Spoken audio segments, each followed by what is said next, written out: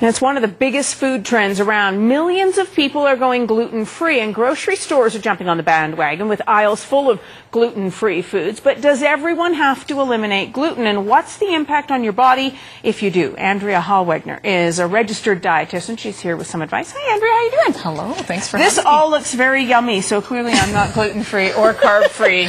Although it's something that you think about. Let's start with what is gluten. I think a lot of people don't even know that. Absolutely. So gluten is the protein that's found in wheat, rye, barley, and people with celiac disease, which affects about 1 in every 133 people, according to the Canadian Celiac Association, they need to have a gluten-free diet. They can't process this protein, right? It makes havoc on their bodies. It does, and it causes quite substantial damage if they have gluten in their diet. Right. So we're talking about digestive issues as well, right? Absolutely. That are a daily problem. Yeah. So people with celiac disease absolutely just have to have gluten-free. So gluten would be in, can you give me examples? It's obviously anything that has wheat, right? You got it. Oats are gluten-free, right? Some.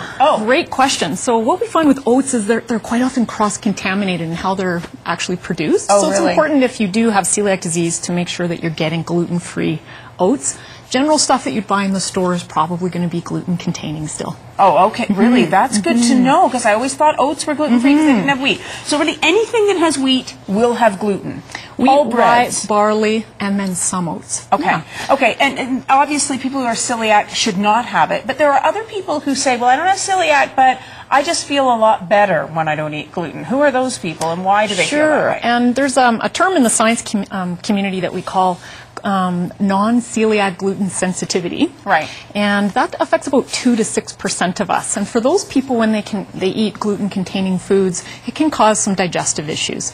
But the good news is it's not the vast majority of us. And a lot of times when people are going on a gluten-free diet, it's really not necessary. Why do you think they're doing it? Because it's like anything else. I think we had trending for low carb for a while. We had trending for low fat for even the generation before. And now there's a trending maybe to take out grains in your diet. Okay, but you obviously, in the interest of full disclosure, you're representing the Healthy Grains Institute, which has a link to grain manufacturers. But we were talking in the break, and you're like, well, I really do actually think people should be eating grains, right? Absolutely. Why should we? Absolutely. So grains contain lots of great nutrition for us. So whether we're talking about some of the gluten-free grains or we're talking some of the wheat-containing grains, they all provide great fiber. They're great sources of B vitamins. And if we're taking them out unnecessarily, nutrition can be sacrificed, as well as just taste and enjoyment in just So have you divided this? This is gluten-free down here. We have rice, right? Yep, your rice and your black rices, your quinoas, your rice crackers. Corn is, of course, a gluten-free grain. And then, your traditional sort of pastas, cereals, bran-containing foods, your traditional wraps. Fair to say that manufacturers in the last 50 years have started adding a lot more gluten. So we are getting more gluten, and some people may have trouble with that. So if you're in the grocery store and you're trying to make a good choice of what is a good quality product that's going to have the gluten in it anyway, what are you choosing? The most unrefined grains? Of course, the most whole grain as possible. So internationally and also with Health Canada, our recommendations for the public is to choose at least half of our grains as whole grain. And then the other half we may consume, let's say a regular pasta or a bread that may have a little bit of white flour added for taste and enjoyment.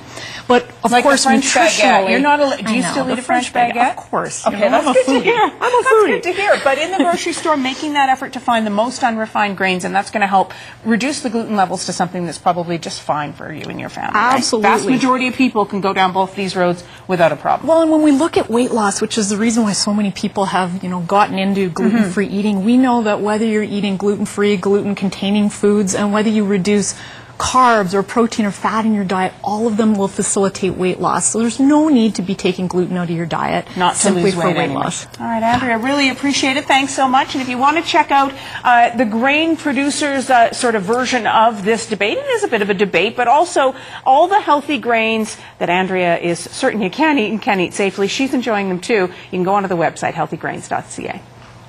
A new study finds women